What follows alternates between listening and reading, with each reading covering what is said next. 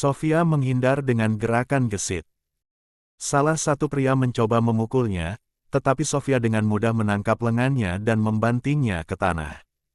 Buff, Brooke, gadis yang tadi dibegal tidak tinggal diam.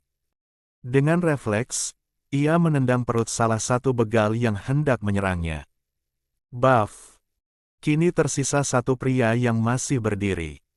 Wajahnya pucat melihat kawan-kawan sudah terkapar kesakitan. Tanpa pikir panjang, pria itu berlari kabur. Sofia mengibaskan tangannya, merasa puas.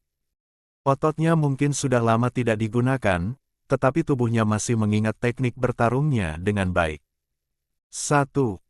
Sofia merupakan mantan atlet bela diri, yang pernah mewakili negaranya untuk ke luar negeri. 8.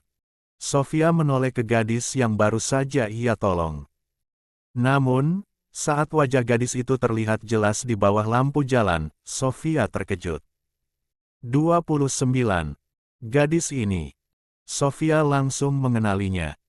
Gadis itu adalah orang yang sama yang ditemuinya di mal kemarin, gadis yang spontan memanggilnya Mommy.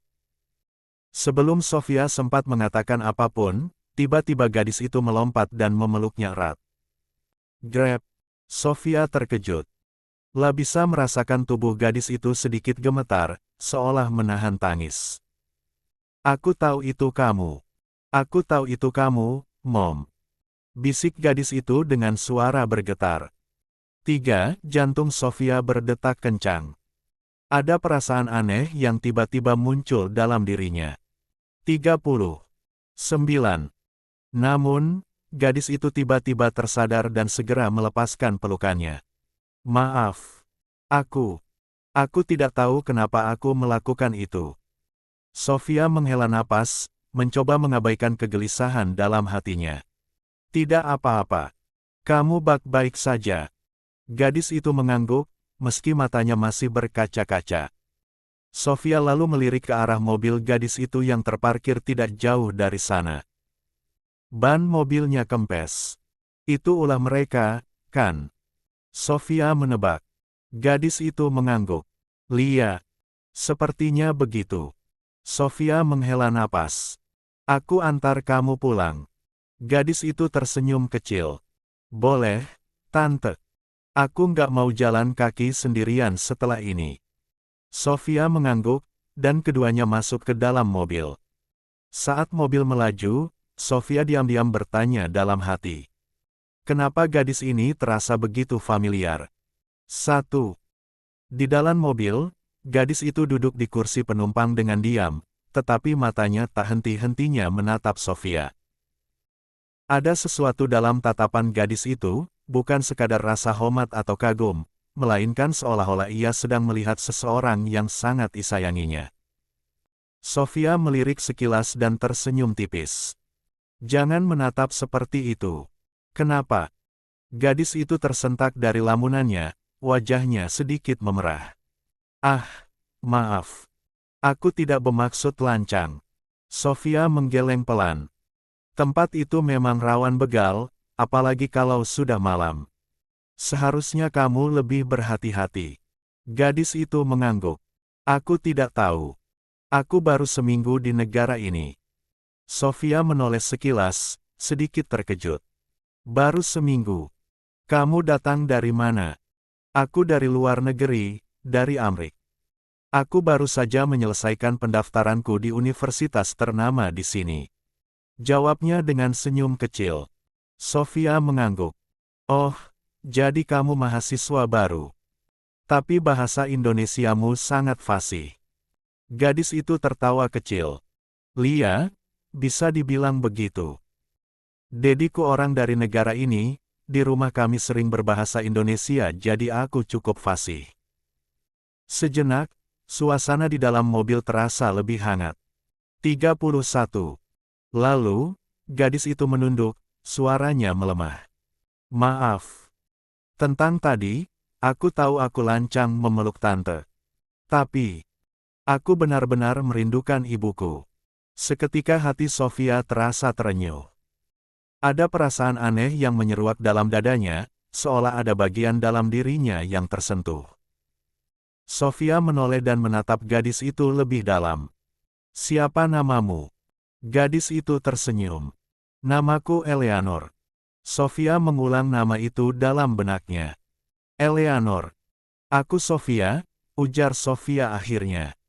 Eleanor tersenyum lebih lebar. Senang bertemu denganmu, Tante Sofia. Dalam waktu singkat, keduanya merasa akrab.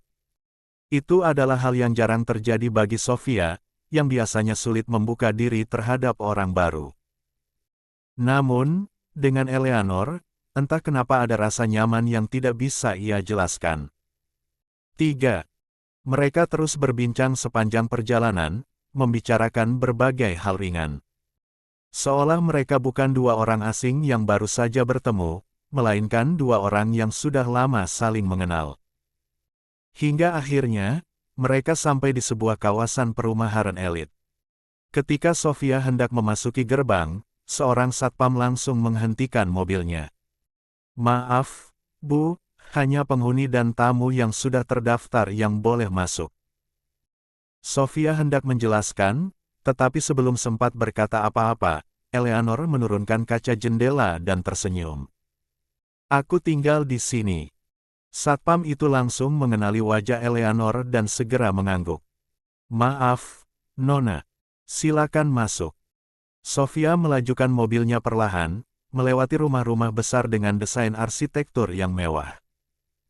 Dan saat tiba di depan salah satu rumah yang lebih megah dari yang lain, Eleanor berkata, "Ini rumahku." Sofia menepikan mobilnya dan memandang rumah itu sejenak. Tempat yang bagus. Eleanor tersenyum. Tante tidak mau masuk dulu. Aku bisa buatkan teh. Sofia menggeleng. Lain kali saja. Aku sedang malas bersosialisasi. Eleanor tertawa kecil. Baiklah, aku tidak akan memaksa. Eleanor turun dari mobil, tetapi sebelum menutup pintu, ia menatap Sofia dalam-dalam. Tante Sofia, terima kasih. Aku benar-benar senang bisa bertemu denganmu. Sofia hanya tersenyum kecil. Hati-hati, jangan sampai keluar malam-malam sendirian lagi. Eleanor mengangguk. Aku janji. Sofia melajukan mobilnya, tetapi dari kaca spion, ia bisa melihat Eleanor masih berdiri di sana, menatap. 32. Kepergiannya. Namun, momen itu terputus ketika sebuah suara berat memanggil, Eleanor. Eleanor tersentak dan menoleh. Di depan pintu rumah, seorang pria parubaya berdiri dengan tubuh tegap. Wajahnya masih tampan meski usianya sudah tidak muda lagi. Dengan setelan jas yang rapi, auranya sangat berwibawa. Siapa yang baru saja mengantarmu? Tanyanya dengan suara yang dalam dan tajam. Eleanor menelan ludah. Aku hanya bertemu seseorang yang baik hati, Dedi. Pria itu menatap ke arah jalan, tetapi mobil Sofia sudah menghilang dari pandangan. Sementara itu, di dalam mobilnya, Sofia entah kenapa masih merasa ada sesuatu yang mengganjal di hatinya. Eleanor, perasaan ini. Kenapa aku merasa begitu dekat dengannya? Sofia akhirnya tiba di rumah setelah hari yang begitu panjang dan melelahkan. Begitu ia masuk ke dalam, tatapan tajam dari suami, mertua, dan kedua anaknya langsung menyambutnya. Robin, dengan wajah dingin seperti biasanya, segera membuka suara.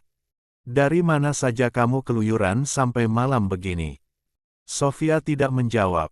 Lah terlalu lelah untuk berdebat. Dengan langkah tenang, ia melewati mereka semua, berniat langsung masuk ke kamarnya. Namun, Robin tidak membiarkannya begitu saja. Dengan gerakan kasar, ia menarik lengan Sofia, mencoba menghentikannya. Jangan mengabaikanku, Sofia. Kau pikir kau siapa? Bentaknya. Tanpa pikir panjang, Sofia dengan gesit melepaskan diri dan langsung menghantam pergelangan tangan Robin dengan pukulan cepat. Lelaki itu terkejut dan refleks melepaskan cengkramannya. 3. Bak. Semua orang membelalakkan mata.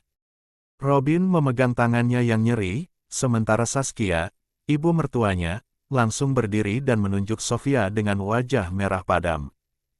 Kurang ajar. Kau sudah berani memukul suamimu sendiri. Kau ini istri, menantu, tapi tidak punya etika. Apa yang kau pikirkan? Hah! Bentaknya. Mikaela dan Reno yang melihat kejadian itu pun ikut berbicara dengan nada sinis. Mama makin parah saja sekarang. Apa mama pikir mama siapa sampai bisa seenaknya memukul papa? Kata Reno dengan nada merendahkan. 33. Mikaela menambahkan, sudahlah, Ren. Mama cuma cari perhatian karena kami semua lebih dekat dengan Tante Vanessa. 33. Mereka tertawa kecil, menganggapnya sebagai lelucon. Sofia merasakan sesuatu menghantam hatinya. Ada nyeri yang begitu dalam. Ini bukan pertama kalinya mereka bersikap seperti ini padanya, tapi tetap saja. Rasanya menyakitkan. Namun, Sofia menahan perasaannya. La tidak akan menangis di depan mereka. La sudah terlalu lelah untuk membela diri, terlalu lelah untuk peduli. Sebelum masuk ke kamarnya, ia mengeluarkan sesuatu dari dalam tasnya, selembar kertas hasil pemeriksaan medis. Dengan ekspresi datar, ia melemparkannya ke meja di hadapan mereka semua. Kalian ingin tahu kenapa aku berubah? Lihat saja sendiri, katanya dengan suara tenang, tapi mengandung sesuatu yang dingin. 1. Setelah berkata begitu, Sofia langsung berjalan menuju kamarnya tanpa melihat reaksi mereka lagi. Robin mengambil surat itu dengan kening berkerut, membacanya dengan saksama. Diagnosis, mioma uteri. Operasi disarankan. Mata Robin membesar. Saskia yang ikut membaca juga terkejut. Mikaela dan Reno yang awalnya ingin mengejek kini terdiam. Keheningan memenuhi ruangan. Untuk pertama kalinya, mereka semua benar-benar kehilangan kata-kata. 34. 10. Pagi itu, Sofia duduk tenang di meja makan, menikmati sarapannya dengan santai. Tidak ada satupun di wajahnya yang menunjukkan ekspresi, seolah dia berada di dunia yang berbeda. Di sisi lain, Robin, Mikaela, dan Reno sibuk dengan urusan mereka masing-masing di kamar. Biasanya, setiap pagi, semuanya sudah tersedia tanpa perlu mereka repot-repot mencari. Baju kerja Robin tergantung rapi dengan kaos kaki dan dasi yang sudah dipilihkan oleh Sofia. 1. Mikaela dan Reno pun selalu menemukan perlengkapan sekolah dan kuliah mereka telah disiapkan. Tapi hari ini, semua kacau. Robin membuka lemari dengan wajah kesal. Di mana kaos kakiku? Gumamnya, mengacak-ngacak isi laci. Di kamar lain, Mikaela hampir menangis karena tidak menemukan buku catatannya. Astaga, kenapa jadi begini? Mama biasanya selalu menaruhnya di atas meja. Reno yang sudah siap berangkat kuliah malah sibuk membongkar isi lemarinya. Mana alma materku? Mama taruh di mana sih? Seru Reno. Namun, tidak ada jawaban dari Sofia. Mereka bertiga akhirnya keluar dari kamar masing-masing dengan wajah masam, langsung menuju meja makan. Di sana, mereka mendapati Saskia yang sudah duduk lebih dulu, menatap makanan di depannya dengan ekspresi tidak puas. Mikaela mengambil sendok dan mencicipi sarapan yang disediakan pembantu. Wajahnya langsung berubah. Kenapa rasanya begini? Keluhnya. Reno juga ikut mencicipi, lalu mengerutkan kening. Tiap hari makin aneh rasanya. Pembantu di rumah ini sebenarnya bisa masak atau enggak sih? Saskia pun mendengus, mendorong gelas jus yang ada di hadapannya. Apa ini? Jus detoksifikasi. Rasanya pahit dan enggak enak. Biasanya Sofia yang buat jas, kenapa sekarang malah begini? Robin yang baru duduk hanya bisa menghela napas panjang. Di sisi lain, Sofia tetap melanjutkan sarapannya dengan tenang, tanpa menanggapi satupun keluhan mereka. Mikaela, Reno, dan Saskia menatapnya dengan penuh keraguan. Mereka ingin menegur, ingin mengomentari sikap Sofia yang berubah drastis, tapi sebelum ada yang sempat membuka mulut, Robin tiba-tiba memberikan isyarat dengan gelengan kepala. Wajah Robin tetap datar, tapi sorot matanya tegas. Itu adalah peringatan yang sudah dia tekankan semalam. Jangan ganggu ibumu dulu, ucap Robin dengan suara dalam semalam, saat mereka bertiga berkumpul di ruang tengah. Aku tidak mau ada yang bicara kasar atau membahas hal-hal yang bisa membuat dia makin emosi. Mungkin dia seperti ini karena efek dari sakitnya. 35. Mikaela dan Reno awalnya ingin membantah, tapi melihat ekspresi serius ayah mereka, mereka hanya bisa mengangguk. Begitu pula dengan Saskia, meskipun dalam hatinya dia tidak setuju dengan menantu yang tiba-tiba berubah seperti ini. Kini, di meja makan, tidak ada satupun yang berani memulai percakapan. Mereka hanya bisa makan dengan wajah masam, mencoba menghabiskan sarapan yang lagi-lagi tidak sesuai dengan selera mereka. Saskia mengambil sesendok bubur yang disiapkan pembantu, tapi begitu menyentuh lidahnya, ekspresinya langsung berubah. Hambar sekali. Bubur macam apa ini? Gerutunya, meletakkan sendok dengan kasar. Mikaela dan Reno juga tampak tidak puas, tapi karena perut mereka lapar, mereka tetap memakannya meski dengan wajah cemberut. Sementara itu, Sofia tetap tenang, menghabiskan sarapannya sendiri tanpa peduli pada ekspresi atau keluhan mereka. Setelah selesai, Sofia meletakkan sendok dan garpu dengan perlahan, mengangkat gelasnya, lalu meneguk air putih dengan santai. Tanpa berkata apa-apa, dia kemudian bangkit dari kursinya dan pergi meninggalkan meja makan. Robin hanya menghela napas panjang, lalu menghabiskan sarapannya dengan wajah tak senang. Tak lama kemudian, satu persatu mereka meninggalkan meja makan, bersiap-siap untuk berangkat. Mikaela ke sekolah, Reno ke kampus, Robin ke universitas tempatnya mengajar, dan Saskia kembali ke kamarnya untuk mengambil tas. Setelah itu dia keluar bertemu teman-teman arisannya. Setelah semua majikannya pergi, suasana rumah itu terasa lebih tenang. Di dapur, Bisumi dan Bisari duduk sambil menyeruput teh hangat, melepas lelah setelah membersihkan dapur. Majikan kita itu benar-benar aneh, gerutu Bisumi sambil melipat tangannya di dada. Kemarin-kemarin kalau Nyonya Sofia masak, mereka selalu mengeluh. Masakan terlalu asin lah, kurang bumbu lah, inilah, itulah. Sekarang, begitu Nyonya Sofia tidak masak, malah mereka mengeluh juga. Mau mereka apa, sih? Bisari mengangguk setuju. Memangnya lidah mereka tuh lidah raja, iya. Masakan kita sudah sesuai bumbu, sesuai standar, tapi tetap saja tidak cocok di mulut mereka. Dasar pemilih. Keduanya saling bertukar pandang, lalu mendesah bersamaan. Mereka sudah bekerja bertahun-tahun di rumah ini, melihat bagaimana Sofia diperlakukan, dan mereka benar-benar merasa kasihan. Dulu waktu Nyonya Sofia masih rajin melayani mereka, anak-anaknya itu, Non Mikaela dan Reno, sering membantah dan memprotes apapun yang dia lakukan, lanjut Bisari. Kalau Nyonya melarang sesuatu, malah mereka marah-marah. Kalau Nyonya membuat aturan, mereka melawan. Sekarang setelah Nyonya berubah dan tidak peduli lagi, baru mereka kebingungan. Bisumi menghela napas panjang.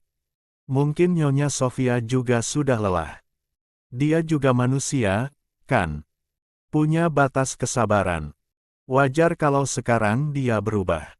Bisari mengangguk. Dan menurutku, ini lebih baik.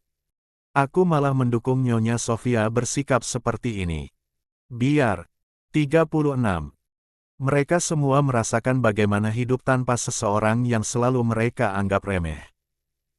Saat mereka masih asyik berbincang, tiba-tiba suara langkah kaki terdengar dari arah tangga. Bisumi dan Bisari buru-buru bangkit dan merapikan celemek mereka saat melihat Sofia muncul di ambang pintu dapur. Jantung mereka berdegup cemas.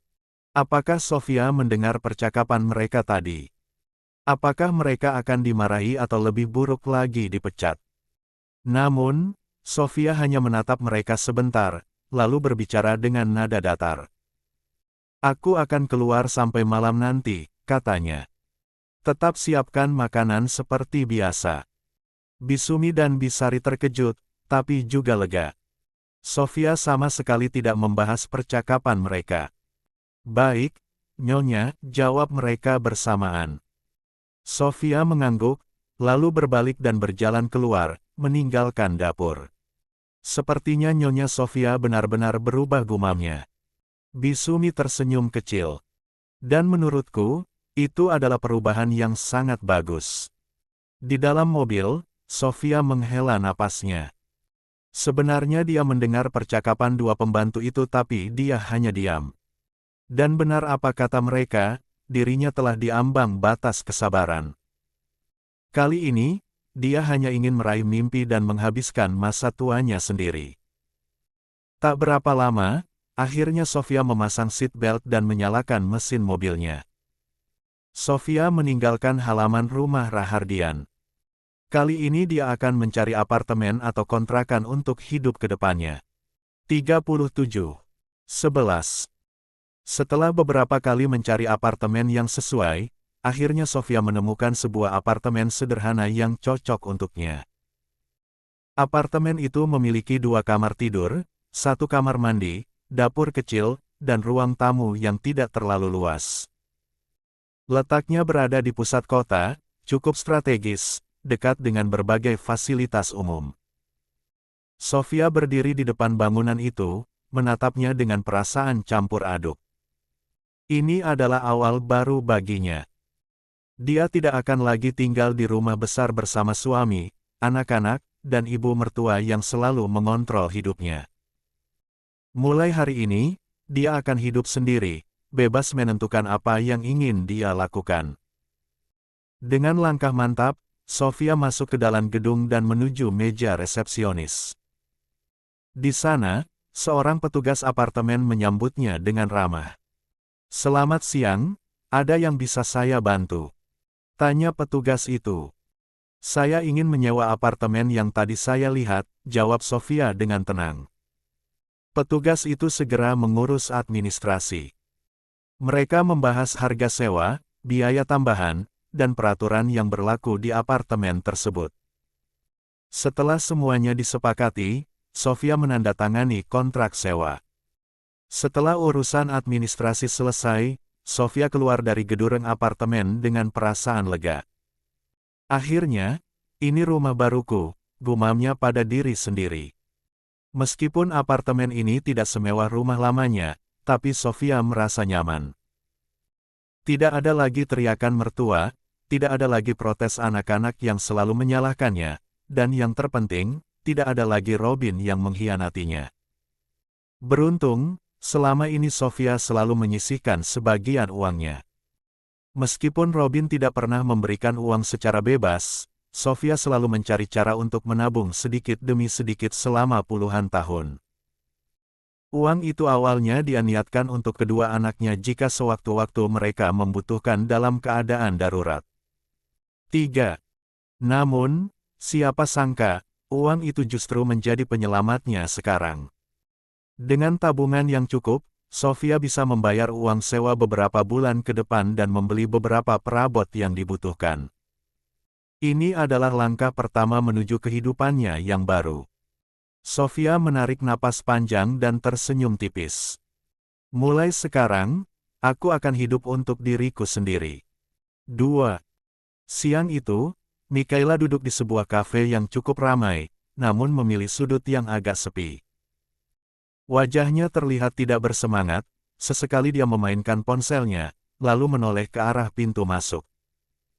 Tak berapa lama, seorang wanita anggun melangkah masuk berusia 49 tahun. Dengan pakaian elegan, rambut tergerai rapi, dan senyum manis di wajahnya, wanita itu tampak menarik perhatian beberapa orang di sekitar. 38. Mikaela yang melihatnya langsung berdiri, berlari kecil mendekati wanita itu, lalu memberi salam dengan cipika-cipiki penuh keakraban. "Tante Vanessa," serunya riang. Wanita itu tidak lain adalah Vanessa, sahabat Robin sekaligus selingkutannya. Hanya Sofia yang mengetahui rahasia kelam ini, sementara Mikaela dan keluarganya masih menganggap Vanessa sebagai sekadar teman dekat Robin. Mikaela menggandeng lengan Vanessa dengan manja, sesuatu yang tidak pernah dia lakukan kepada ibunya sendiri. Jika bersama Sofia, Mikaela selalu bersikap ketus dan tidak sabaran, tapi dengan Vanessa, dia berubah menjadi manja dan penuh senyum. Keduanya kemudian berjalan ke sudut kafe dan duduk berhadapan. Seorang pelayan datang untuk mencatat pesanan mereka. Setelah memesan, mereka menunggu makanan datang sambil berbincang. Vanessa, dengan suara lembut dan penuh perhatian, bertanya, "Ada apa, sayang? Biasanya kamu langsung ke rumah tante, kenapa tiba-tiba ngajak ketemuan di sini?" Wajah Mikaela langsung berubah masam. Vanessa yang memperhatikan perubahan ekspresi itu langsung merasa ada sesuatu yang tidak beres. "Mama," jawab Mikaela kesal. Vanessa mengangkat alisnya. "Kenapa dengan ibumu?" Mikaela menghela napas panjang, lalu mulai mengungkapkan keluh kesahnya. "Beberapa hari ini, ibu berubah banget. Dia jadi kekanak-karnakan dan lebay. Masa cuma sakit mioma aja dia jadi seperti itu. Padahal kan yang aku baca, penyakit itu nggak berbahaya, tapi dia bertingkah seolah-olah sekarat. Menyebalkan banget." Mikaela mengadu dengan wajah kesal. Vanessa tetap memasang ekspresi tenang, tapi ada kilatan aneh di matanya yang tidak disadari oleh Mikaela. 1. Dengan suara lembut dan sikap penuh perhatian, Vanessa berkata, "Sabar ya, sayang. Mungkin ibumu hanya butuh perhatian. Kamu tahu sendiri, wanita seusia dia kadang jadi lebih sensitif. Mungkin dia hanya ingin diperhatikan lebih oleh keluarganya." Mikaela mendengus, tapi senyum Vanessa yang penuh kelembutan seakan menenangkannya. "Tante baik banget sih, selalu bisa mengerti aku," ujar Mikaela dengan mata berbinar. "Kadang aku berharap tante yang jadi ibu aku, bukan dia." 1. Vanessa tersenyum penuh arti, tapi dengan cepat dia mengalihkan pembicaraan. "Ngomong-ngomong, kenapa kamu keluar dari sekolah siang-siang begini? Tidak ada kelas?" tanyanya. Mikaela mengibaskan tangannya dengan santai. "Jam kosong, jadi aku keluar sebentar." Vanessa hanya mengangguk, lalu tak lama pesanan mereka datang. Selama makan, Vanessa dengan penuh perhatian menyuapi Mikaela sedikit demi sedikit, seolah memperlakukan Mikaela seperti anaknya sendiri. 39. Mikaela tersenyum senang. Dia merasa mendapatkan perhatian yang tidak pernah dia dapatkan dari Sofia. Tanpa sadar, dia semakin terpengaruh oleh Vanessa, tanpa menyadari ada sesuatu yang tersembunyi di balik sikap lembut wanita itu. 5. Sore itu, Robin memarkirkan mobilnya di depan sebuah rumah yang terlihat elegan dan mewah. Rumah itu tidak terlalu besar, tapi tertata dengan sangat rapi dan terasa nyaman. Tanpa mengetuk, Robin langsung membuka pintu dan masuk, seolah rumah itu adalah miliknya sendiri. Begitu masuk, aroma lembut lilin aromaterapi menyambutnya, bercampur dengan harum teh hangat yang baru saja diseduh. Langkah kakinya terhenti ketika sosok wanita anggun muncul dari dalam ruangan. Vanessa. Dengan senyum manis, wanita berusia 49 tahun itu berjalan mendekati Robin. Meski usianya hampir setengah abad, Vanessa masih terlihat memesona dengan tubuh yang terawat dan penampilan yang selalu elegan. 5. Tanpa ragu, Vanessa langsung berdiri di belakang Robin dan mulai memijat punggungnya dengan lembut. "Kamu terlihat kusut sekali, sayang," ujarnya dengan suara lembut. Robin menghela napas panjang, membiarkan dirinya menikmati pijatan Vanessa. "Sofia. Dia berubah akhir-akhir ini. Aku tidak tahu apa yang terjadi." Mendengar nama Sofia, Vanessa yang awalnya tersenyum langsung merasa kesal, tapi dia sangat pandai menyembunyikan ekspresinya. Dia tahu, setiap kali bertemu, Robin selalu malas membahas istrinya sendiri. Biasanya, jika dia menyebut nama Sofia, Robin akan langsung mengalihkan pembicaraan. Namun, kali ini berbeda. Maksudmu apa? Perubahan seperti apa? Vanessa pura-pura bertanya dengan nada lembut, seolah peduli. Robin menghela napas lagi. Aku tidak tahu pasti, tapi dia jadi pendiam dan tidak lagi memperhatikan aku dan anak-anak. Dia bahkan tidak memasak untuk kami lagi. Mungkin ini efek dari penyakitnya. Vanessa menggigit bibirnya pelan, matanya berkilat tajam sejenak sebelum dia kembali mengukir senyum manis. Kalau begitu, biarkan dia dulu, sayang. Dia pasti hanya butuh waktu. Vanessa melingkarkan tangannya di leher Robin, menyandarkan kepalanya di dada pria itu dengan manja. Kamu tahu kan, aku selalu ada untukmu. Bisiknya lembut. Robin tersenyum tipis, meraih dagu Vanessa dan menatapnya dalam. Kamu memang selalu mengerti aku, gumamnya sebelum mendekatkan wajahnya ke wajah Vanessa. 21. Vanessa tersenyum penuh kemenangan. Apapun yang terjadi dengan Sofia, itu bukan urusannya. Yang terpenting, Robin tetap ada di sisinya. 40. 12. Beberapa hari telah berlalu, dan sikap Sofia semakin cuek serta tidak mempedulikan apapun lagi. Dia hanya sibuk mengurus dirinya sendiri. Dan hal itu membuat Saskia yang sudah sangat geram tidak bisa membendung kemarahannya yang sudah berada di ubun-ubun. Siang itu, sinar matahari menyinari taman belakang dengan lembut. Angin berhembus pelan, membawa aroma bunga-bunga yang sedang bermekaran. Di tengah taman yang asri itu, Sofia duduk santai di bangku kayu, matanya fokus pada sketsa yang sedang ia buat. Pikirannya dipenuhi ide-ide desain, mencoba menuangkan imajinasinya ke dalam lembaran kertas. Namun, ketenangannya tak berlangsung lama. Terdengar suara langkah kaki yang tergesa-gesa, dan sebelum Sofia bisa menoleh, sebuah tangan kasar menarik lengannya dengan kuat, memaksanya untuk berdiri. Kau ini sebenarnya mau jadi istri dan ibu atau tidak? Hah? Suara Saskia, ibu mertua Sofia, menggema di udara. Wanita berusia lebih dari 70 tahun itu menatap Sofia dengan wajah penuh amarah. Matanya menyala-nyala, sementara telunjuknya terus mengarah ke wajah menantunya. 6. Di sudut taman, Bisumi dan Bisari yang mendengar keributan langsung mengintip dengan penasaran dan juga was-was. Keduanya melihat Saskia menunjuk-nunjuk sang menantu. Mereka tahu betul betapa selama ini Sofia selalu sabar dan menerima segala perlakuan buruk dari keluarga suaminya. Tapi hari ini, semuanya berbeda. Saskia terus memaki, meluapkan kemarahannya. Aku sudah cukup bersabar dengan sikapmu. Dulu kau memang menyebalkan, tapi setidaknya kau tahu tugasmu sebagai istri dan ibu. Sekarang, kau benar-benar kurang ajar. Rumah ini jadi berantakan. Robin, Mikaela, dan Reno jadi terlantar. Kau benar-benar menantu tak tahu diri. Namun, yang lebih membuat Saskia kesal bukan hanya ucapan Sofia, melainkan ekspresi wajahnya. Sofia tetap diam. Wajahnya tetap datar, seolah semua makian itu hanya angin lalu. Amarah Saskia semakin membuncah. Dengan cepat, ia mengangkat tangannya, bersiap untuk menamparkan Sofia.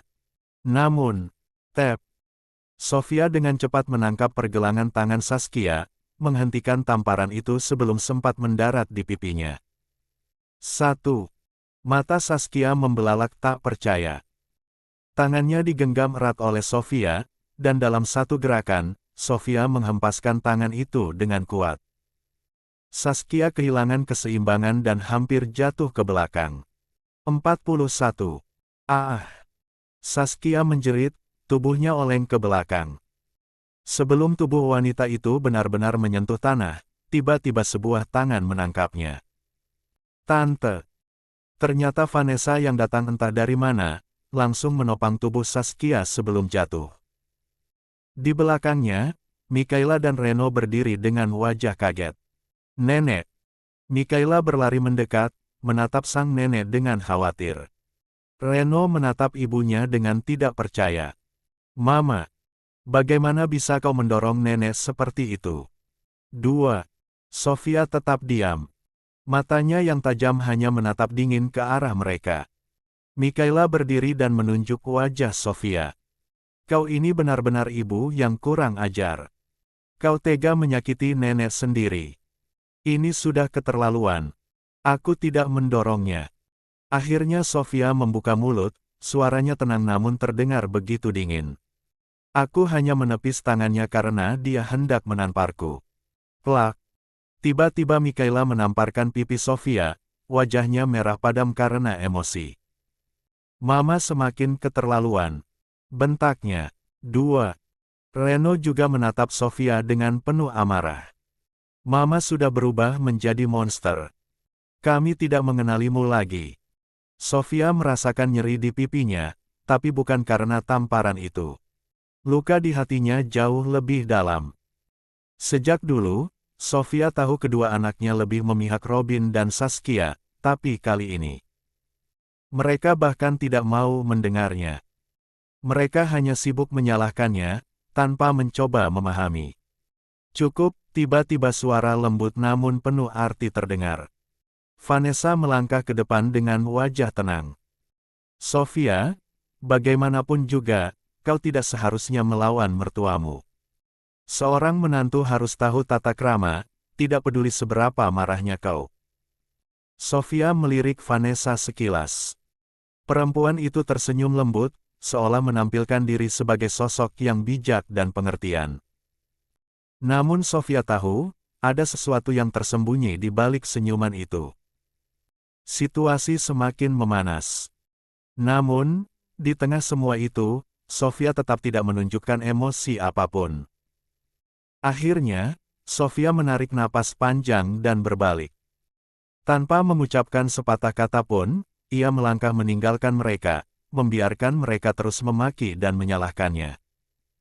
Di dalam hati, Sofia hanya bisa berkata pada dirinya sendiri, "Aku tidak peduli lagi." 2:42. Ruangan dosen siang itu cukup lengang, hanya beberapa staf yang masih sibuk dengan pekerjaan mereka. Robin baru saja selesai mengajar kelas bisnis ketika seorang satpam mengetuk pintu ruangannya. "Pak Robin, ini ada surat untuk Anda," kata satpam itu sambil menyerahkan amplop coklat berlogo Pengadilan Agama. Robin menerima amplop itu dengan dahi berkerut. Setelah mengucapkan terima kasih, ia duduk di kursinya dan membuka amplop tersebut dengan hati-hati. Saat membaca isi suratnya, matanya langsung terbelalak. "Apa?" Tangan Robin mencengkeram surat gugatan cerai itu lebih erat, seolah berharap jika ia menggenggamnya cukup keras, kata-kata di dalamnya akan berubah. Namun, tidak. Surat itu tetap menyatakan satu hal yang tidak pernah ia sangka akan benar-benar terjadi. Sofia mengajukan gugatan cerai. Pikiran Robin langsung kacau. Tidak. Ini pasti hanya kesalahpahaman. Bukankah beberapa hari yang lalu Sofia memang sempat mengucapkan ingin bercerai? Tapi saat itu Robin mengira istrinya hanya sedang lelah dan mengada-ada. Sofia pasti hanya butuh waktu untuk tenang. Tapi sekarang, Sofia benar-benar menggugat cerai dirinya. Robin tidak bisa membiarkan ini terjadi. Dengan buru-buru, ia meraih ponselnya dan membatalkan kelas malamnya. Beberapa dosen lain yang kebetulan ada di ruangan itu saling berpandangan heran melihatnya pergi dengan ekspresi panik. Robin mengendarai mobilnya dengan cepat, pikirannya penuh dengan berbagai kemungkinan. Kenapa Sofia ingin menceraikannya? Apa karena penyakitnya? Atau karena dia merasa diabaikan? 2. Sofia tidak mungkin melakukan ini, pikir Robin. Di halaman depan, sesampainya pria paruh baya itu. Robin melihat Sofia berdiri dengan koper dan tas di sisinya, wajahnya begitu tenang seolah semua ini bukan masalah besar. Di belakangnya, Saskia, Mikaela, Reno, dan Vanessa berdiri dengan ekspresi marah. Begitu melihat Robin keluar dari mobil, Saskia langsung melangkah maju dengan wajah penuh emosi. "Robin, kau harus menegur istrimu ini. Dia benar-benar sudah keterlaluan," seru Saskia. Mikaela ikut menimpali, "Mama bukan hanya berniat pergi, tapi dia juga mendorong nenek sampai hampir jatuh." Robin mengabaikan ocehan mereka. Tatapannya langsung tertuju pada Sofia yang masih berdiri dengan ekspresi datar. La mengangkat amplop coklat di tangannya dan bertanya dengan suara rendah, "Apa maksud semua ini, Sofia?" 43. Sofia hanya melirik amplop itu dan menjawab santai, "Ternyata surat panggilan sidangnya sudah sampai." Saskia dan Mikaela terkejut mendengar jawaban Sofia yang begitu tenang, seolah perceraian ini bukanlah hal besar. "Kau tidak serius, kan?" Suara Robin sedikit bergetar, matanya menatap Sofia dengan tidak percaya. Sofia menghela napas pelan sebelum menjawab, "Aku sangat serius." "Mama, kau sudah gila." Mikaela berteriak, ekspresi wajahnya penuh amarah.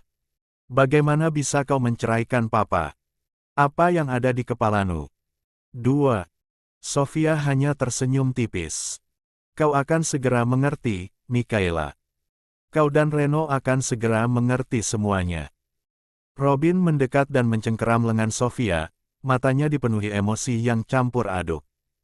"Sofia, kita bisa bicara baik-baik. Jangan seperti ini." Sofia menatap Robin dengan tatapan yang sulit diartikan. "Sudah terlambat untuk bicara, Robin. Kau sudah menutup telinga dan mata terlalu lama." Sofia lalu menarik lengannya dari genggaman Robin dan meraih koper serta tasnya. "Aku pergi," katanya dengan suara tenang, sebelum melangkah menuju mobil yang sudah menunggunya di luar gerbang. Robin hanya bisa menatap kepergian Sofia dengan dada yang terasa semakin sesak. Dan untuk pertama kalinya, ia merasakan sesuatu yang tidak pernah ia rasakan sebelumnya, ketakutan kehilangan Sofia untuk selamanya. 20. 44.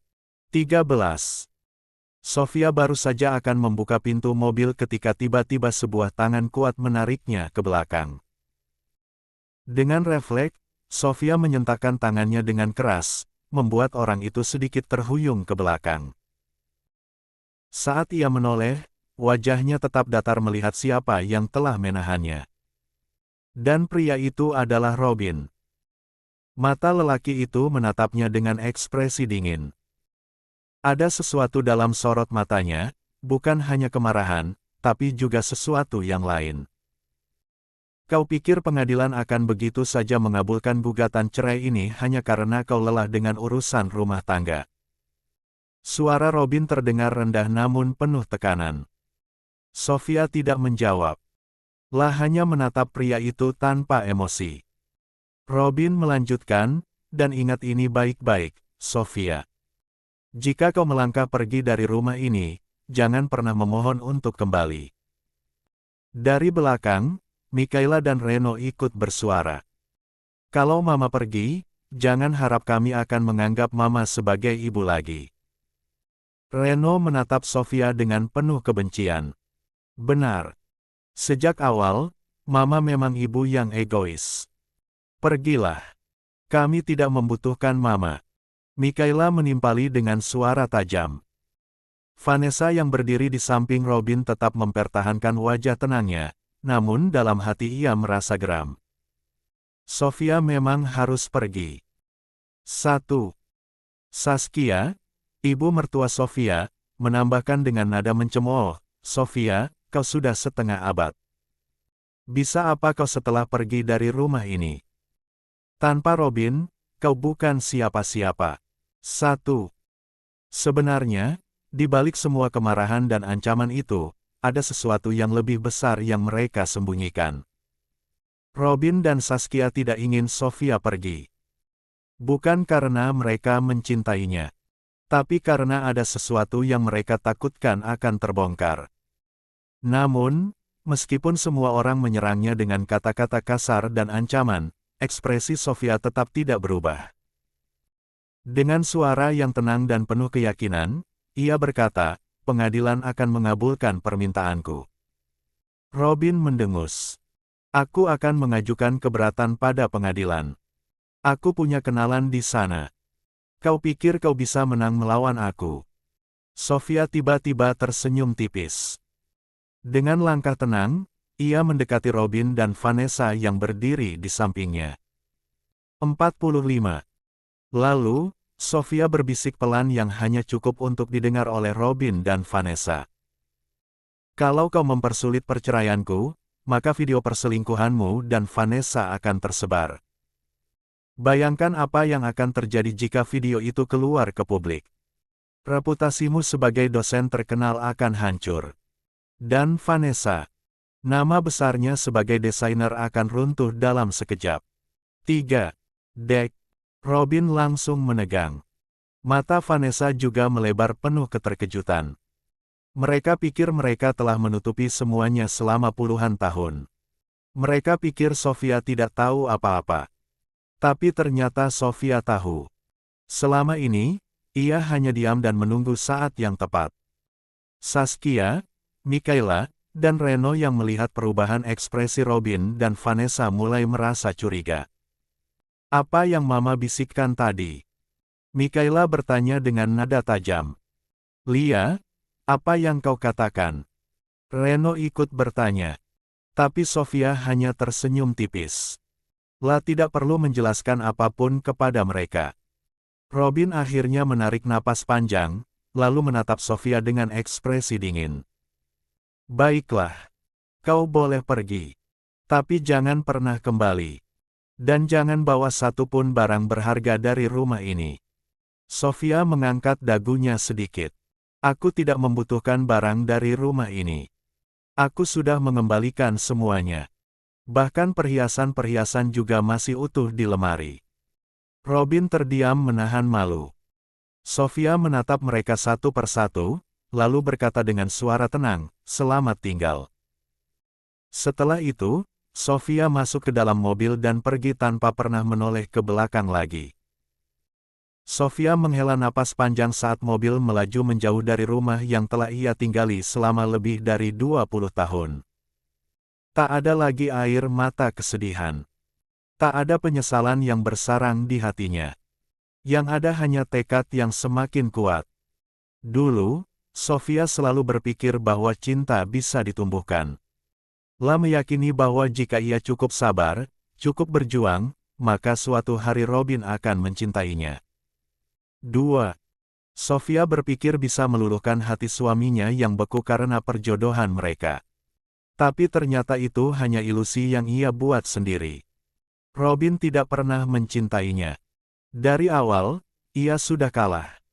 46.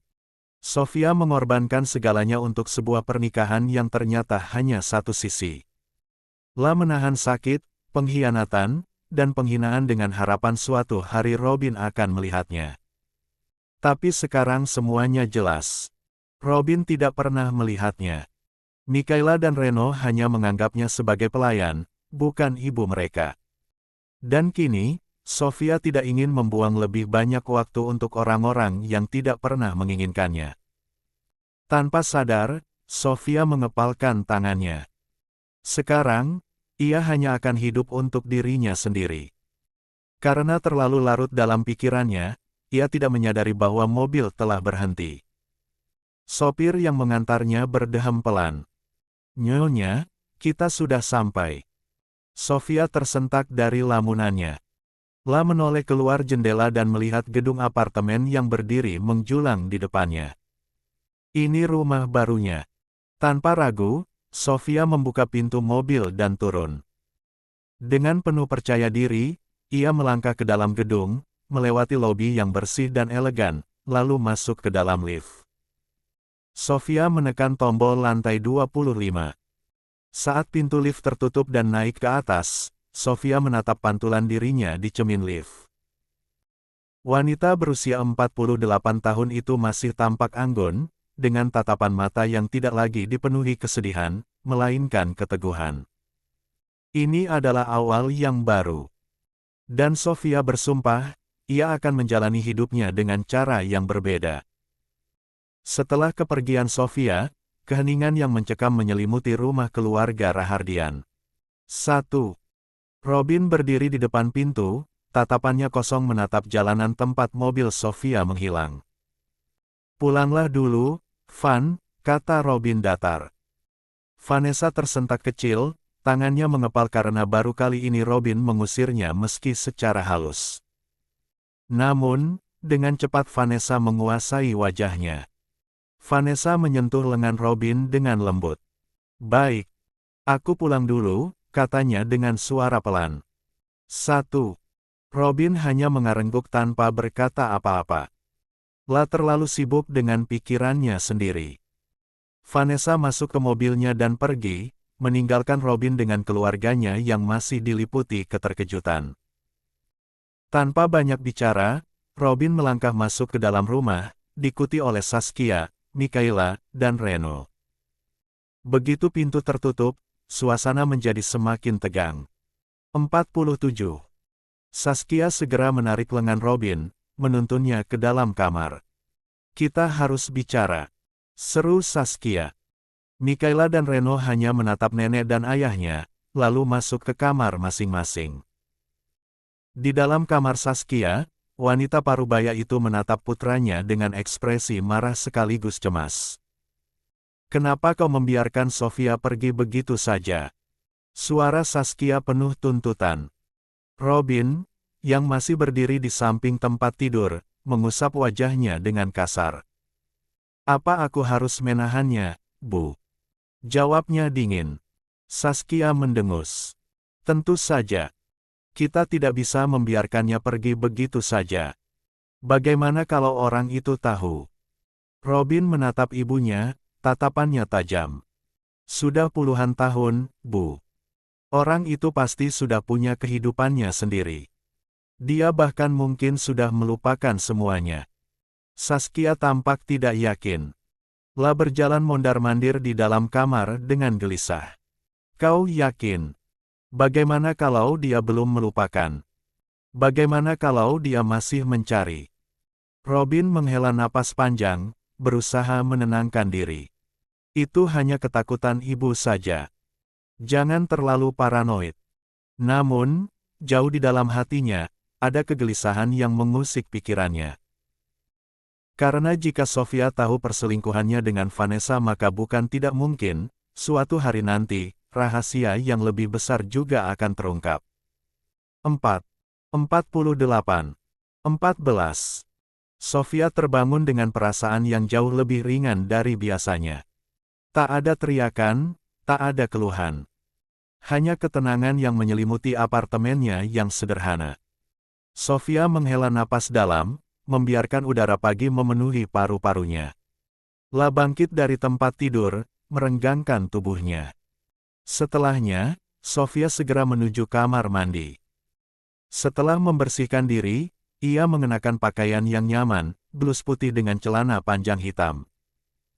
Rambutnya ia sisir rapi, dan sedikit riasan ia aplikasikan agar wajahnya tampak segar. Di dapur kecil apartemennya, ia menyiapkan sarapan sederhana, sandwich berisi telur dan sayuran, serta segelas susu almond hangat. Saat duduk menikmati sarapannya, Sofia menyadari betapa damainya hidup tanpa beban rumah tangga yang selama ini mengekangnya. Tak ada lagi yang perlu ia layani. Hari ini, Sofia berencana pergi ke toko kain untuk memulai bisnisnya. Selama bertahun-tahun, ia telah menahan keinginannya untuk kembali ke dunia fashion. Tapi sekarang, tak ada lagi yang bisa menghentikannya. Setelah membereskan meja makan, Sofia mengambil tasnya dan berjalan keluar dari apartemen. Di tempat parkir, sebuah mobil Honda Jazz berwarna hitam sudah terparkir sejak kemarin.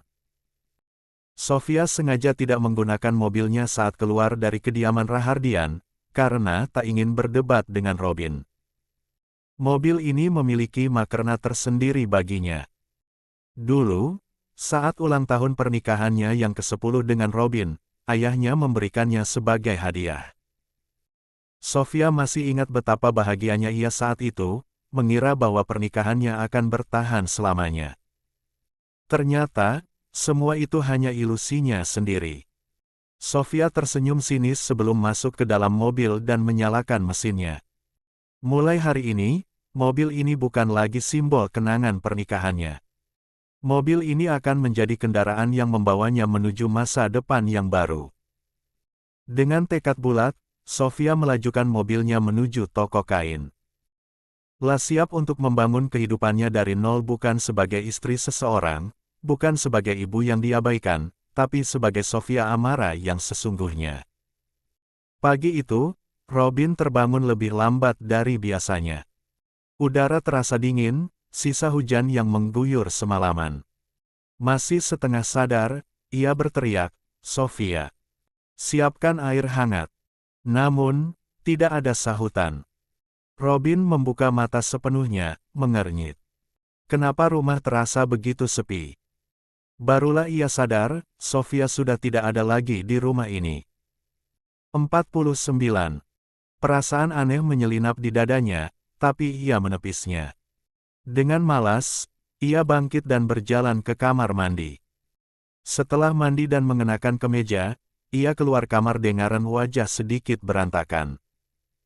Di saat yang hampir bersamaan, Mikaela dan Reno juga keluar dari kamar masing-masing. Wajah mereka masam, jelas menunjukkan ketidakpuasan. Di dapur, Saskia sedang mengomel pada Bisari.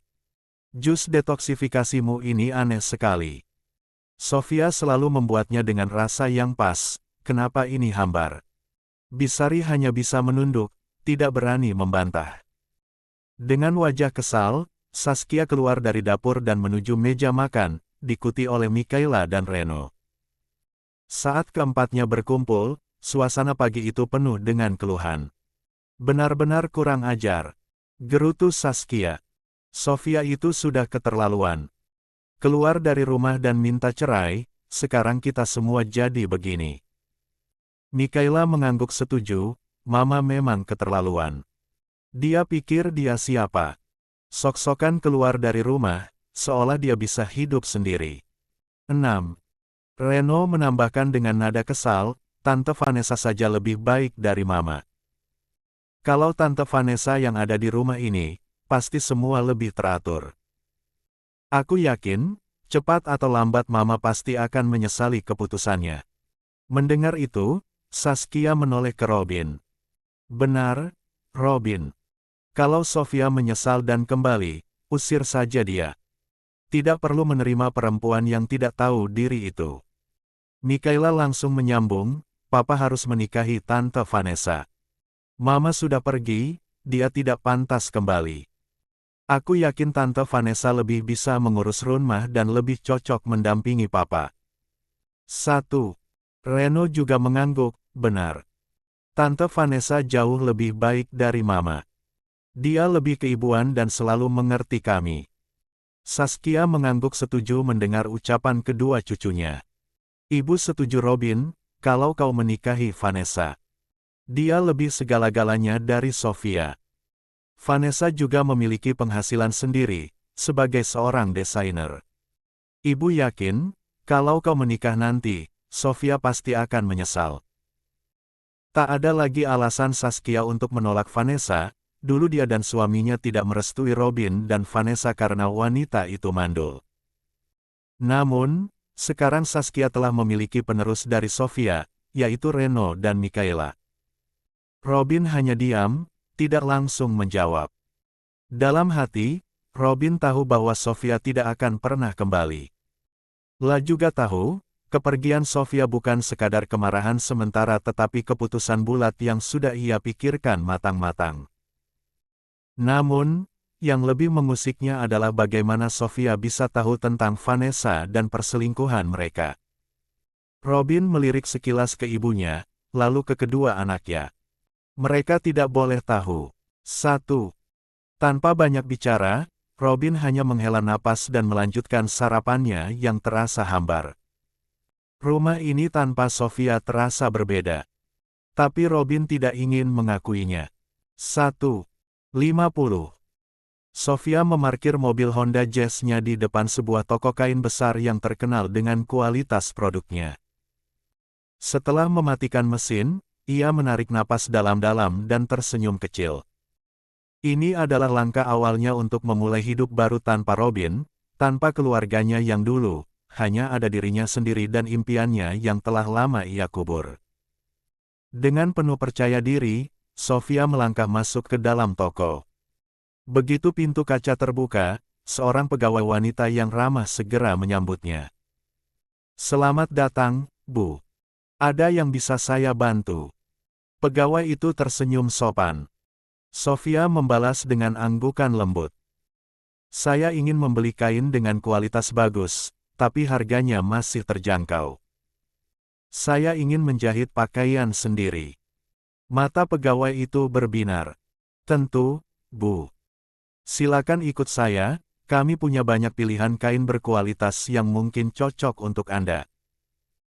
Sofia mengikuti pegawai itu ke bagian dalam toko, di mana rak-rak kayu dipenuhi gulungan kain dengan berbagai warna dan motif. Dengan teliti, Sofia mulai menyentuh dan merasakan tekstur kain satu persatu. "Yang ini bagus," gurmamnya sambil menyentuh kain katun halus berwarna gading. Sofia juga memilih beberapa warna lain: biru tua, hijau zamrud, hitam elegan, dan merah marun. Warna-warna yang klasik tapi tetap berkelas. Pegawai itu mengangguk, "Pilihan yang bagus, Bu. Ini kain yang nyaman dan mudah dijahit. Apakah Anda ingin membeli dalam meteran atau dalam jumlah besar?" Sofia berpikir sejenak. Ini pertama kalinya ia benar-benar memulai sesuatu untuk dirinya sendiri. "Saya akan membeli beberapa meter dulu. Jika cocok, saya akan kembali untuk membeli lebih banyak." Pegawai itu segera mencatat pesanan Sofia dan membawa kain-kain yang telah dipilihnya ke meja kasir.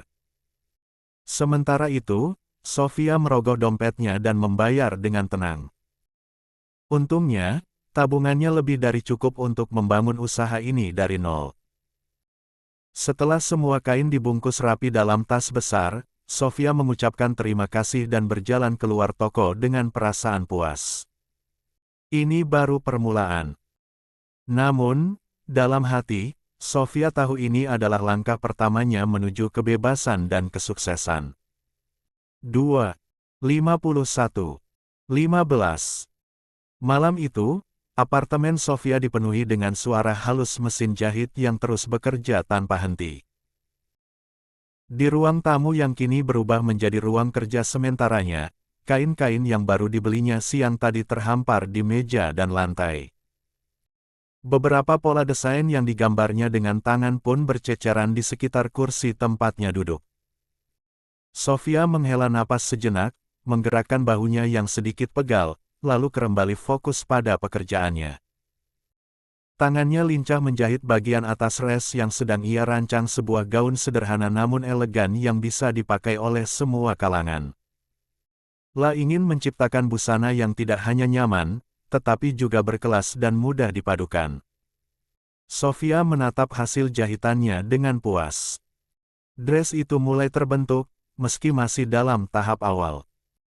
Ini adalah pertama kalinya ia menjahit setelah sekian lama, namun jari-jarinya masih ingat setiap teknik yang pernah ia pelajari saat muda dulu. Tiba-tiba, suara ponsel yang tergeletak di dekat mesin jahit berbunyi, menandakan ada panggilan masuk. Sofia mengusap tangannya yang sedikit kotor karena kapur jahit, lalu mengambil ponselnya.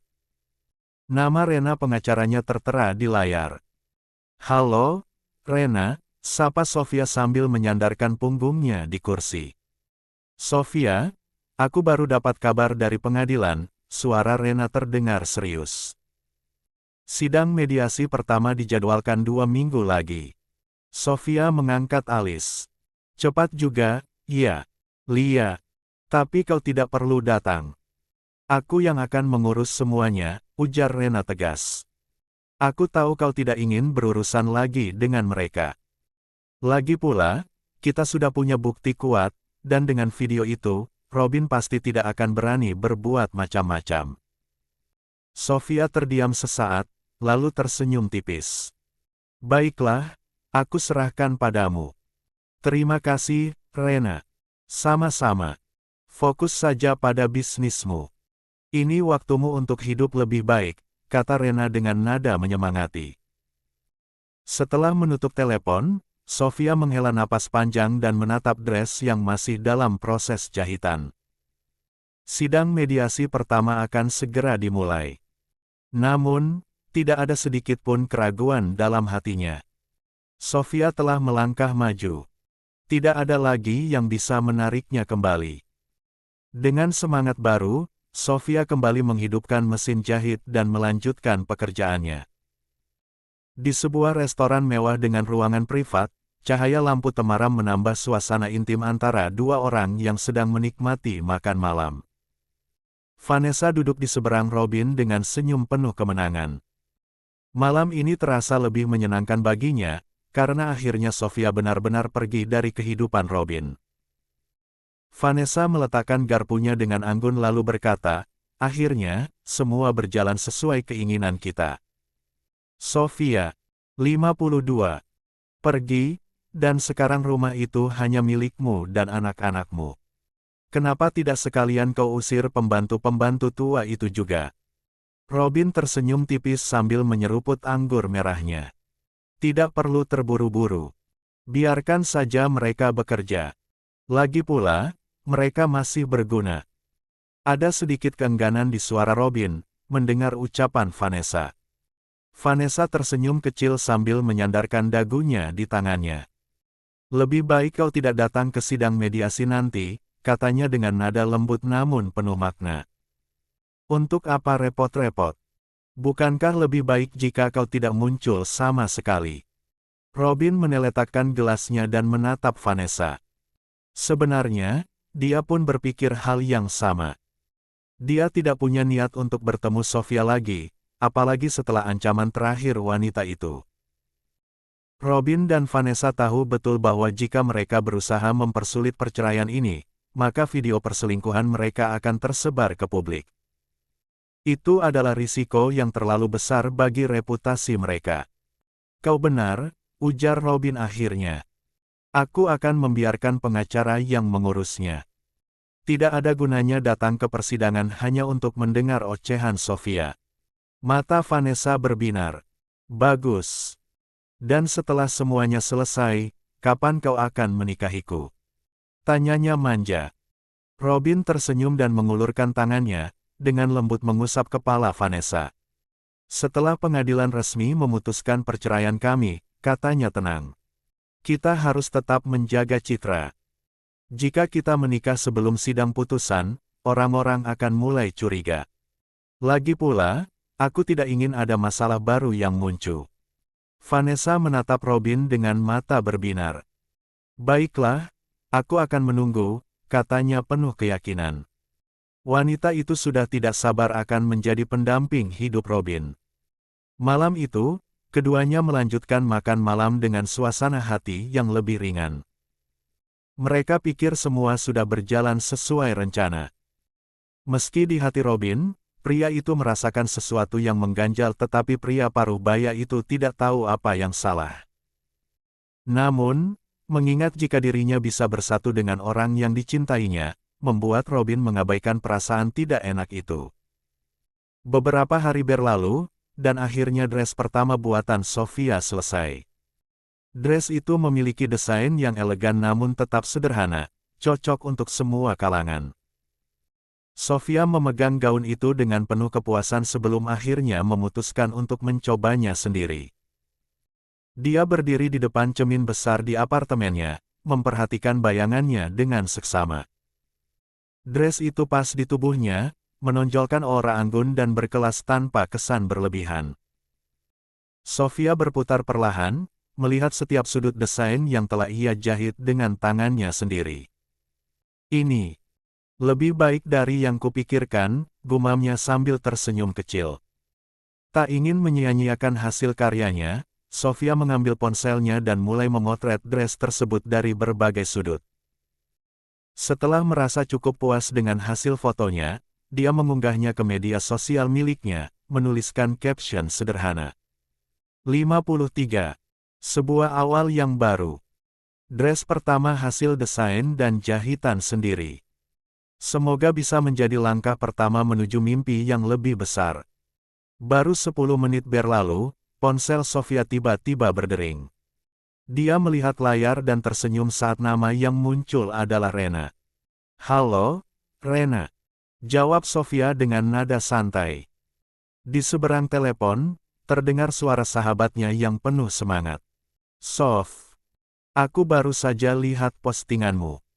Astaga, dress itu cantik sekali. Aku ingin satu. Bisa buatkan untukku?" Sofia terkejut sejenak sebelum tertawa kecil. "Kau serius?" "Tentu saja. Aku ingin menjadi klien pertamamu," kata Rena tegas. "Bahkan aku akan membayar penuh. Aku yakin dress ini punya potensi besar, Sof. Kau berbakat. Oh, dan aku juga bisa membantumu mempromosikannya. Banyak temanku yang suka fashion, aku bisa mengenalkan mereka padamu." Sofia tersenyum, hatinya terasa hangat. "Terima kasih, Rena. Aku benar-benar menghargainya. Sudah jadi tugas sahabat untuk saling mendukung," jawab Rena santai. "Aku yakin ini baru permulaan, Sof.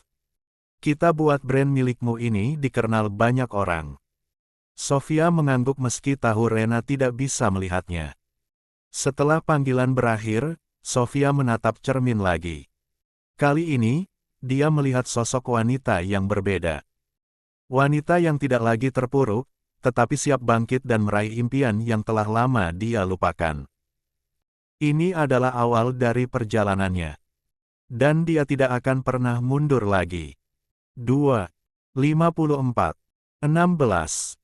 Beberapa hari berlalu, dan kini Sofia semakin sibuk dengan dunianya sendiri. Rutinitasnya kini dipenuhi dengan mendesain pakaian, menjahit, dan berusaha memahami tren fashion yang terus berkembang. La juga mulai bergabung dengan komunitas desainer, di mana ia banyak belajar tentang dunia industri mode yang sebenarnya.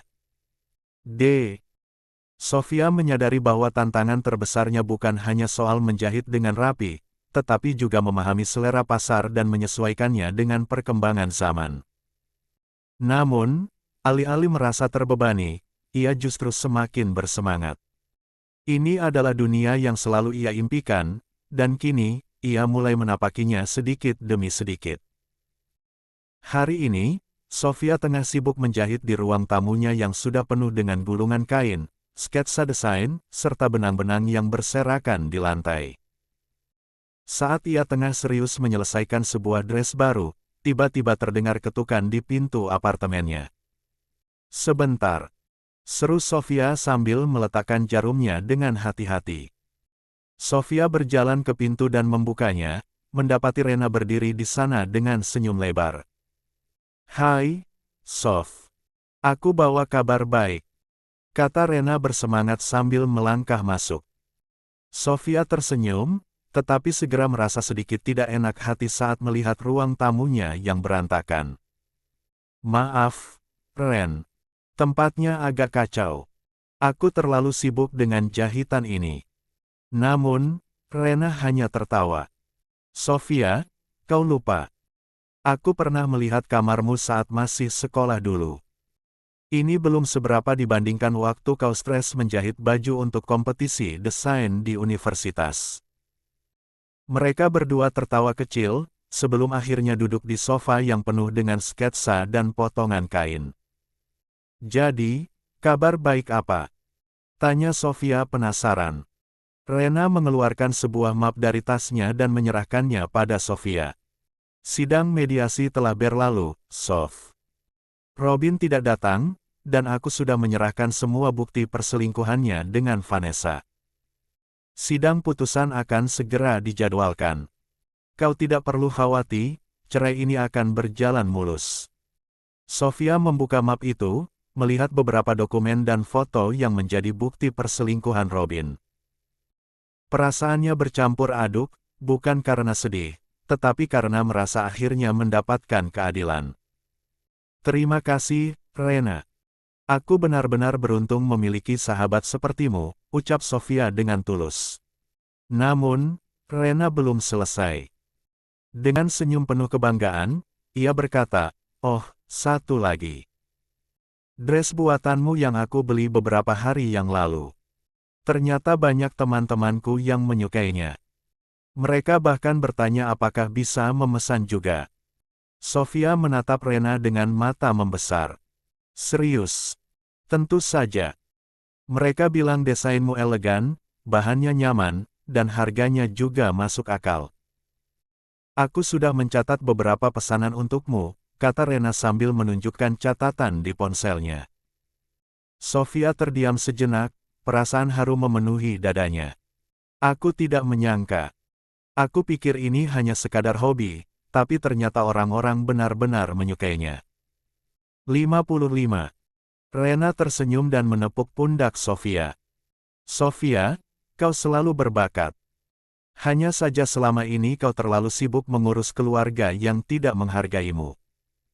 Sekarang, ini saatnya kau bersinar." Sofia mengangguk, matanya berkilat penuh semangat. Untuk pertama kalinya dalam hidupnya, ia merasa dihargai bukan sebagai istri atau ibu, tetapi sebagai dirinya sendiri. Ini bukan lagi tentang membuktikan diri pada orang lain. Ini adalah tentang dirinya, impiannya, dan masa depannya. Kenangan yang hilang. Siang itu, apartemen Sofia dipenuhi kehangatan. Aroma sup ayam jahe dan ayam panggang madu menguar di udara, menciptakan suasana nyaman. Sofia sudah memasak banyak hidangan untuk makan siang bersama Rena, sahabat sekaligus pengacaranya. "Aku rindu masakanmu, Sof," kata Rena sambil mencicipi sup. "Dulu setiap kali aku mampir ke rumahmu, pasti selalu ada makanan enak." Sofia tersenyum, meski dalam hatinya ada sedikit kepedihan. "Aku sudah terbiasa memasak untuk keluarga. Tapi sekarang, setidaknya aku bisa menikmati hasil masakanku sendiri tanpa harus mendengar keluhan mereka." Keduanya pun makan sambil berbincang, mengenang masa-masa sekolah mereka. "Ingat nggak, dulu kita selalu duduk di bangku paling belakang supaya bisa ngobrol bebas," kata Rena sambil tertawa. Sofia mengangguk. "Dan kita selalu jadi biang kerok yang bikin guru pusing." Percakapan mereka mengalir, hingga Rena tiba-tiba menyebut sesuatu yang membuat Sofia terdiam. "Ngomong-ngomong, kau ingat nggak waktu kita baru lulus mengambil gelar magister? Kita kan mau merayakan kelulusan bersama-sama, tapi kau tiba-tiba meninggalkan kita karena ingin menghampiri Robin di seberang jalan." Sofia mengerutkan kening. "Lalu, apa yang terjadi setelah itu?" Rena menatap Sofia sejenak, lalu tersenyum kecil. "Tidak apa-apa kalau kau tidak ingat. Saat itu kau mengalami kecelakaan dan koma cukup lama. Akhirnya kita tidak jadi merayakannya." Sofia tertegun. "Kecelakaan? 2. Rena mengangguk. "Lia, kau tertabrak mobil. Setelah itu, kau koma selama beberapa bulan." Sofia meletakkan sendoknya, mencoba menggali ingatan yang hilang.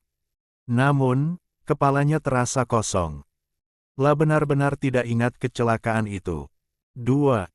Kenapa aku tidak pernah bertanya tentang ini sebelumnya? Bahkan Robin, Nyonya Saskia, atau orang tuaku juga tidak pernah menyebutkannya." 56. Rena menghela napas. "Mungkin mereka tidak ingin kau mengingatnya lagi. Setelah koma, kau memang mengalami sedikit amnesia parsial. Waktu itu, semua orang lebih fokus pada kesembuhanmu daripada membahas apa yang terjadi sebelumnya." Sofia merasa ada sesuatu yang janggal. Lah tidak pernah merasa ada bagian dari hidupnya yang hilang, tapi mengapa kejadian sepenting ini sama sekali tidak tersisa dalam ingatannya? "Saat itu, aku ingin menemui Robin."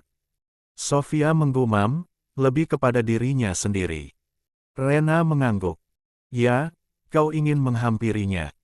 Tapi sesudah itu, kecelakaan terjadi."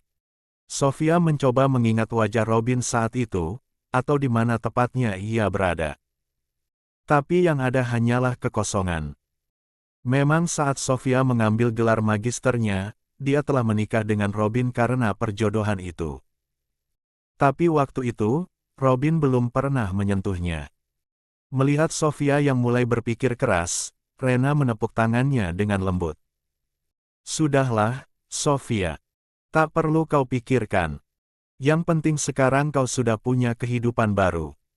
Aku tidak ingin melihatmu terjebak di masa lalu lagi. 1.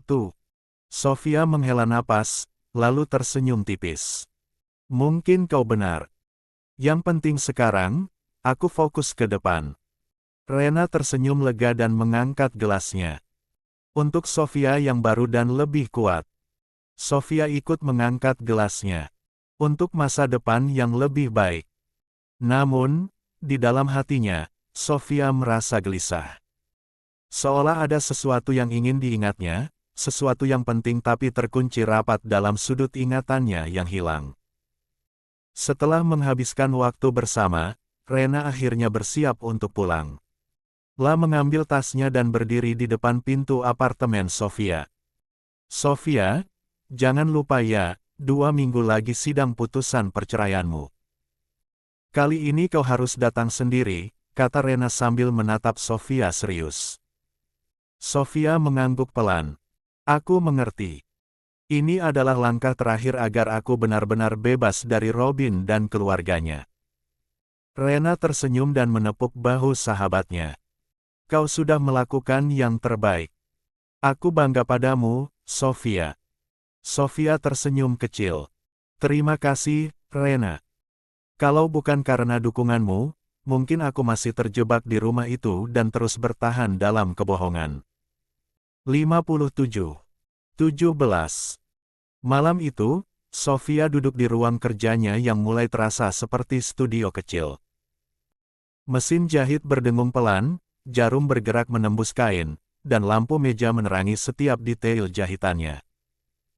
La tengah menyelesaikan pesanan dari teman-teman Rena, tenggelam dalam pekerjaannya, hingga tiba-tiba ponselnya berdering. Sofia menghela napas dan meletakkan jarumnya. La meraih ponselnya yang tergeletak di meja, melihat Laya, lalu sedikit terkejut. Ayah, gumamnya pelan. Tanpa ragu, ia segera mengangkat panggilan itu. Halo, ya. Suara berat dan tenang dari seberang terdengar. Sofia, bagaimana kabarmu? Sofia tersenyum tipis. Baik, ya. Ada apa menelpon malam-malam begini? Kita perlu bicara. Bisa bertemu besok. Suara Doni terdengar serius. Sofia terdiam sejenak. La tahu apa yang akan dibicarakan oleh ayahnya. Tentang perceraianku dengan Robin, kan? Besok kita bicarakan lebih lanjut, jawab Doni tanpa menyangkal. Sofia menarik napas panjang. La sudah menduga ini akan terjadi. Baiklah, kita bisa bertemu besok. Di mana? Di restoran biasa. Jam makan siang. Baik, ayah. Sampai besok, ucap Sofia sebelum menutup telepon. Setelah panggilan berakhir, Sofia meletakkan ponselnya di meja dan menatap mesin jahit di depannya. Pasti ayah ingin membujukku agar kembali ke Robin, gumamnya pelan. 2. Dulu, Sofia selalu menurut. Dulu, ia selalu diam. Tapi kali ini, tidak. Aku tidak akan tinggal diam lagi. Sofia merapikan kain yang sudah dijahit dan menutup mesin jahitnya. Malam ini, ia akan beristirahat dengan baik, karena besok ia harus menghadapi ayahnya dan mempertahankan keputusannya. Pagi itu, setelah menyelesaikan beberapa potong dress, Sofia melirik jam di dinding. Waktu menunjukkan hampir tengah hari. La menghela napas dan bangkit dari kursi, merapikan dress yang baru saja ia buat dan memutuskan untuk mengenakannya. Dress tersebut berpotongan simpel namun elegan, menonjolkan keanggunannya tanpa kesan berlebihan. Dress ini adalah hasil desainnya sendiri, dan ini adalah kesempatan untuk mempromosikannya secara tidak langsung.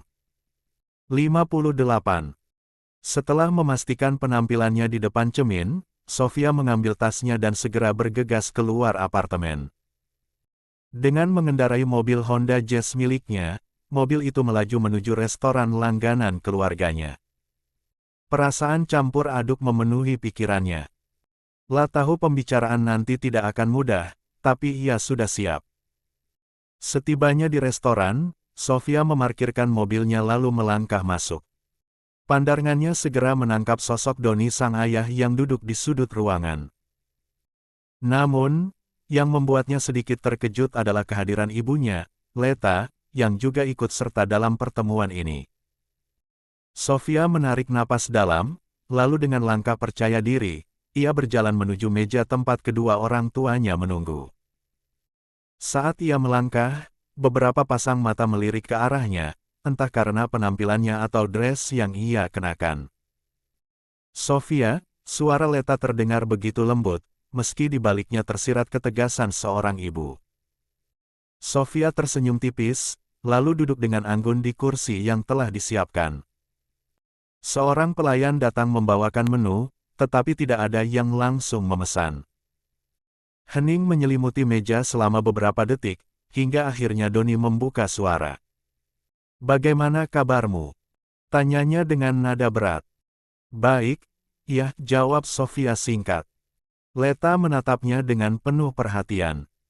"Sofia, kau benar-benar ingin bercerai dari Robin?" Sofia mengangkat wajahnya, menatap langsung ke arah ibunya. "Ya, Bu. Aku sudah memutuskannya." Doni menatap putrinya dengan serius. "Sofia, apa kau benar-benar sudah yakin dengan keputusan ini?" tanyanya sekali lagi. Tanpa ragu, Sofia mengangguk. "Ya, Ayah. Aku sudah mempertimbangkannya matang-matang. Aku ingin bercerai dari Robin." Leta yang sejak tadi diam akhirnya angkat bicara. "Sofia, kau dan Robin sudah bersama selama lebih dari 20 tahun. Perceraian bukan hal yang mudah. Apakah tidak ada cara lain?" Sofia tersenyum tipis, tapi di balik senyumnya, ada luka yang telah mengering. "Bu, aku sudah bertahan selama 20 tahun. Aku pikir Robin hanya bersikap dingin karena perjodohan kami, tapi ternyata sejak awal dia memang tidak pernah mencintaiku. Aku hanya dijadikan alat untuk melahirkan anak-anaknya." Doni dan Leta terdiam. Mereka mungkin sudah menebak hal ini sejak lama, tapi mendengar Sofia mengatakannya dengan gamblang tetap saja menyakitkan. "Aku juga baru saja menemukan bukti perselingkuhan Robin," lanjut Sofia. "Itu baru satu. Aku masih menyimpan lebih banyak." "Apa?" Kemudian Sofia memperlihatkan di mana video Robin dan Vanessa di sebuah kamar hotel. 59. Mata kedua orang tua Sofia melebar, mereka sungguh terkejut. Mereka pikir Vanessa hanyalah sahabat dari Robin. Jadi mereka. "Ya, Bu." Sofia memotong cepat ucapan sang ibu. Leta menghela napas panjang. "Kenapa kau tidak memberitahu kami lebih awal, Sofia? Kalau sikap Robin seperti itu padamu." Sofia menatap ibunya. "Karena dulu aku terlalu takut. Takut dianggap gagal sebagai istri. Takut mengecewakan ayah dan Bu. Tapi sekarang, aku sudah selesai menjadi wanita yang hanya diam dan menerima semuanya." Doni menatap putrinya dengan ekspresi sulit diartikan. Namun, kali ini ia tidak lagi mencoba membujuk Sofia untuk berubah pikiran. Lah tahu putrinya sudah membuat keputusan. "Sofia," kata Doni dengan suara tegas. "Jika kau sudah yakin, maka kami tidak akan menahanmu lagi. Tapi bagaimana dengan anak-anakmu? Mikaela dan Reno?" Sofia